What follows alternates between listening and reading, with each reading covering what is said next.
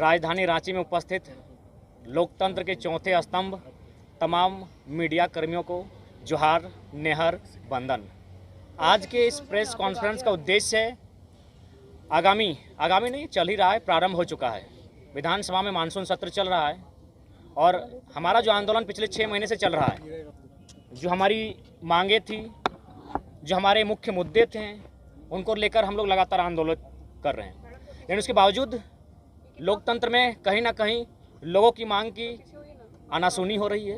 राज्य सरकार उस पर ध्यान नहीं दे रही है। उसी क्रम में हम लोग फिर से आंदोलन के लिए रांची कुछ करेंगे और हमारा इस बार जो आंदोलन होगा, इस बार घेराबंदी का नहीं, इस बार खतियानी सत्याग्रह के तर्ज पर होगा। ये 2 दिवसीय आंदोलन होगा जो 2 तारीख से प्रारंभ होगा और 3 तारीख तक चलेगा। 2 और 3 तारीख को खतियानी सत्याग्रह के तर्ज पर यह आंदोलन है हमारा और इसका मुख्य एजेंडा, इसका मुख्य उद्देश्य राज्य सरकार का ध्यान हमारे मुद्दों की ओर आकर्षित करना है। और साथ ही आपके तमाम चैनल के माध्यम से मैं झारखंड राज्य के साथ साथ तमाम देशवासियों को भी अपील करना चाहूँगा, देशवासियों को भी संदेश देना चाहूँगा कि कोई भी राज्य जो बनता है, कहीं ना कहीं उस राज्य का उद्देश्य होता है उस राज्य के लोगों का उन्नत करना, उस राज्य के लोगों का विकास कैसे, उस पर बात करना। और ये हमारा भारतीय संविधान भी कहता है। आर्टिकल 1 स्पष्ट कहता है कि भारत राज्यों का संघ होगा। भारत संविधान जो सर्वोच्च ग्रंथ है वो कहता है कि भारत राज्यों का देश होगा। लेकिन अगर कोई उससे उल्टा प्रश्न करे कि भारत क्यों नहीं होगा, भारत राज्यों का ही देश क्यों होगा, तो इसलिए नहीं होगा क्योंकि भारत में एक जाति नहीं है, भारत में एक धर्म नहीं है, भारत में एक भाषा नहीं है, भारत में एक बोली नहीं है, भारत में उतना तो छोड़िए पहनने, ओढ़ने और नाचने का तरीका एक नहीं है, खाने का तरीका एक नहीं है। साफ शब्दों में कहें तो भारत में एक भगवान नहीं है। यानी भारत अलग अलग लोगों को मिलाकर एक होगा। तो अलग अलग लोगों को अधिकार बनता है कि नहीं बनता है? जब भारत में अलग अलग समूह, अलग अलग लोग, अलग अलग राज्य को मिलाकर भारत बनता है, तो उन अलग अलग राज्य के लोगों का अधिकार बनता है कि नहीं बनता है? ये हमारा सवाल राज्य की सरकार से है, व्यवस्था से है। अगर है तो फिर हमारे राज्य की पहचान कहाँ है? देखिए, आज कुछ भी हो, चाहे सड़क पर चलना हो या विद्यालय में प्रार्थना में खड़ा होना हो या फुटबॉल का मैच खेलना हो, एक नीति बनता है, एक नियम बनता है, उसी के तहत वो संचालित होता है। आप अगर बाएं स्थान की जगह सड़क पर दाएं चलेंगे तो एक्सीडेंट के चांसेस भी होंगे और आपको पेनल्टी का देना पड़ेगा। ठीक उसी प्रकार फुटबॉल का 90 मिनट छोड़िए, 5 मिनट के पेनल्टी के खेल में एक नियम बनता है, फिर वो खेल संचालित होता है। लेकिन बहुत ही दुर्भाग्य की बात है और बहुत ही दुख की बात है कि आज झारखंड के पास कोई नियम नहीं है, कोई नीति नहीं है, कोई नियम नहीं है। ये भगवान भरोसे ये राज्य चल रहा है। सबसे प्रमुख नीतियाँ होती हैं, नीतियाँ तो बहुत सारी होती है, लेकिन पहली नीति होती है स्थानीय नीति। और ये तमाम भारतवर्ष के जितने भी राज्य बने हैं उनकी स्थानीय नीति तय है। कहीं भाषा, संस्कृति, परंपरा के आधार पर तय है, कहीं जमीनी कागजातों के आधार पर तय है, लेकिन नीति तय है। लेकिन झारखंड की नीति थी पूर्ववर्ती सरकार में 1985 को लेकर। मान्यवर मीडिया बंधुओं, मैं एक उदाहरण प्रस्तुत करना चाहूँगा।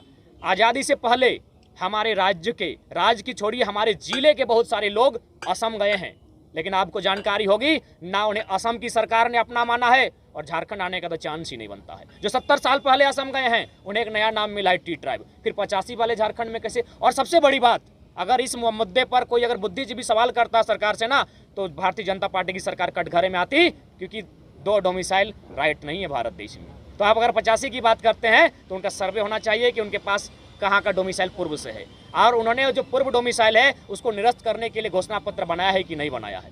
दूसरी बात आती है नियोजन नीति की।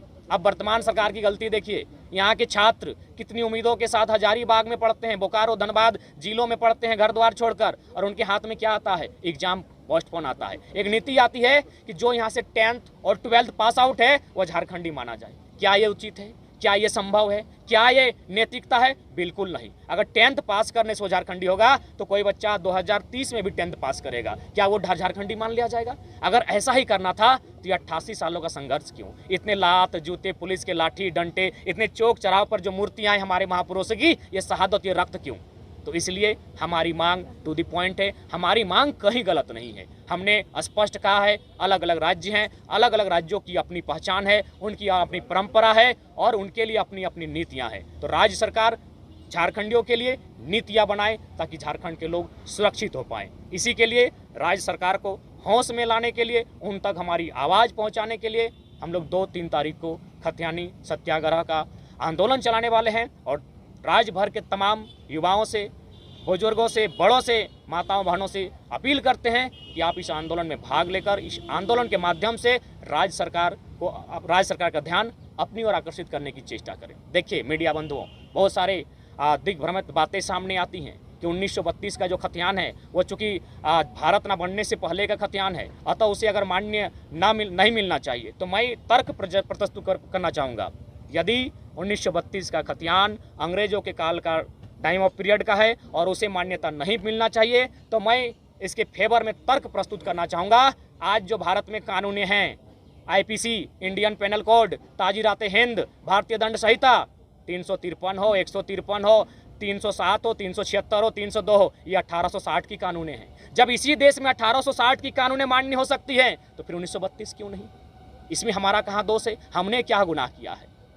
हमने कौन सा गुनाह किया है? और तो और छोड़िए, जो आपका ये काला कोट आज जो वकील लोग पहनते हैं ना मान्यवर, ये काला कोट भी अंग्रेजों की देन है। अंग्रेजों का रेल मान्य हो सकता है, अंग्रेजों का एरोप्लेन मान्य हो सकता है, लेकिन केवल और केवल 1932 मान्य नहीं होगा।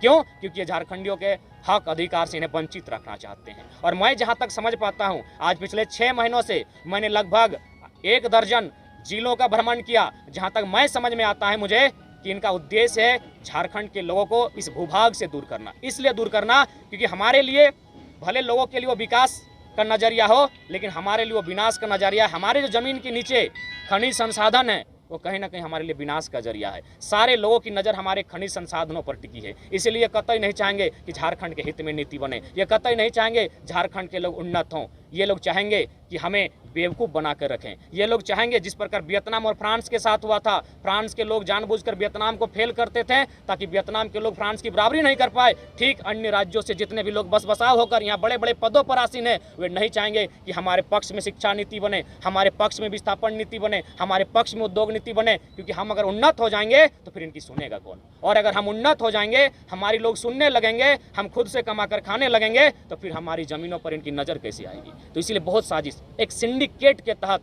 बहुत प्लानिंग के तहत आज राज्य सरकार के साथ साथ तमाम जो कंपनियां हैं, जो राज्य सरकार को राज्य सरकार नहीं, तमाम जो पूर्ववर्ती सरकारें रहे हैं जिनको फाइनेंस करते हैं, उनका उद्देश्य झारखंडियों को यहाँ से बाहर कर देना। और ये तो हमारे मुख्यमंत्री का एक पेपर कटिंग था कि अगर इनका बस चले, खासकर केंद्र का, तो झारखंडियों को रेगिस्तान भेज देंगे और यहाँ खनन का काम करेंगे। तो जो यहाँ का मुख्य एजेंडा है, आज झारखंड को लूटने का जो मेन एजेंडा है वो यहाँ की खनिज संपदा है। क्या पता यहाँ सोना, हीरा, मोती, चांदी कब निकल जाए। आज यहाँ के छात्र आप देख सकते हैं, JSSC JEE का इम्तहान आता है, छात्र इम्तहान को फॉर्म भरते हैं, एग्ज़ाम लिखते हैं, दूसरे दिन उन्हें पता चलता है कि पेपर लीक हो चुका है। वे आंदोलन करते हैं, फाइनली एग्ज़ाम रद्द होता है। क्या एग्ज़ाम रद्द करने से समस्या का हल होगा? या फिर आपने कभी देखा कि उन्होंने 5 साल से 10 साल से जो यातनाओं को झेला है, जिस मेहनत के साथ एक इम्तहान के लिए तैयारी की है, उसकी भरपाई कौन करेगा? PhD का मामला आता है, PhD का मामला आता है कि जो A+, A++ NAAC द्वारा जिस विश्वविद्यालय को A+, A++ की मान्यता प्राप्त हो, वहीं से अगर आप PhD करते हैं तो आप प्रोफेसर बन सकते हैं। दुर्भाग्य की बात है, झारखंड में 9 या 10 विश्वविद्यालय हैं, कहीं किसी को मान्यता प्राप्त नहीं है A+, A++, यानी हमारे PhD भी अमान्य। खैर, इसका आंदोलन हुआ और ये निर्णय अभी वापस हुआ है। तो ठीक उसी प्रकार आंदोलन ही झारखंड को जीवंत रखेंगे, झारखंड के हक अधिकार को जीवंत रखेंगे। इसलिए आज प्रेस कॉन्फ्रेंस के माध्यम से झारखंड राज्य के तमाम लोगों से आह्वान करने आए हैं कि आज अभी नहीं तो फिर कभी नहीं, क्योंकि ये लड़ाई निर्णायक है। रोज़ रोज़ आंदोलन खड़ा नहीं होता है और हमने भी कभी उम्मीद नहीं किया था कि धनबाद, बोकारो के युवा जो आंदोलन को लेकर चले हैं वो राज्य स्तर का आंदोलन बनेगा। इसका मतलब स्पष्ट है, कहीं ना कहीं आज 22 सालों से झारखंड के जो लोग हैं वो शोषित हैं, वो वंचित हैं, वो प्रताड़ित हैं। उसी का परिणाम है कि छोटा सा आंदोलन, छात्रों का आंदोलन आज राज्य स्तर पर व्यापक रूप ले चुका है और इसका चर्चा नॉर्थ ईस्ट इंडिया में हो रहा है, इसका चर्चा लद्दाख में, इसका चर्चा गुजरात में हो रहा है। तो इसलिए आज लोकतंत्र के चौथे स्तंभ की उपस्थिति में, उनके सौजन्य से झारखंड राज्य की जनमानस से अपील होगा, आंदोलन में भागीदारी सुनिश्चित करें और आने वाले 2-3 तारीख को खतियानी सत्याग्रह के तर्ज पर विधानसभा परिसर के कुछ दूरी पर हम लोग सत्याग्रह के तर्ज पर आंदोलन करने जा रहे हैं, इस पर समर्थन करेंगे।